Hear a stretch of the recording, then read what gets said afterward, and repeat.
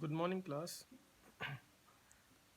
आज आपकी दूसरी क्लास 12th इंग्लिश मीडियम वाले बच्चों की।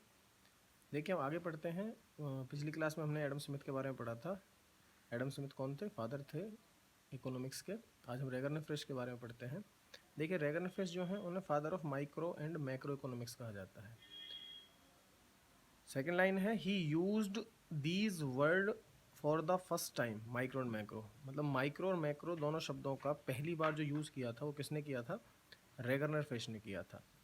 रेगन फिश के बारे में आगे पढ़ते हैं। कहते हैं he is employed as an economist at Oslo university in Oslo. Oslo में, ओस्लो है नॉर्वे देश की राजधानी है, कि the capital in Norway.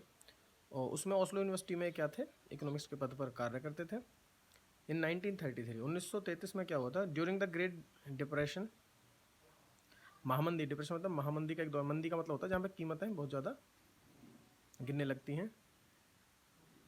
Of 1929 to 30, 1929 और 30 में महामंदी का दौर आया था। तो 1933 में उन्होंने काम किया था क्या? He divided the study of economics into two parts. Two parts कौन कौन से थे? पहला था माइक्रो और दूसरा क्या था? मैक्रो। फ्रॉम 1933 टू 1936, 1933 से लेकर 1936 तक only the study of micro economics was given importance. 1933 में रेगनर फिश ने क्या किया था? माइक्रो और मैक्रो के दो पार्ट किए थे। लेकिन 33 से लेकर 36 तक केवल किसको पढ़ा जाता था? किसको इंपॉर्टेंस दी जाती थी? माइक्रो इकोनॉमिक्स को इंपॉर्टेंस दी जाती थी। इसका मतलब मैक्रो पर किसी का ध्यान नहीं था। But after the publication of the book the journal theory of employment interest and money by J.M. केंज। J.M. केंज के बारे में बताऊंगा आपको आगे भी। J.M. केंज को वैसे मैक्रो इकोनॉमिक्स का फादर कहा जाता है।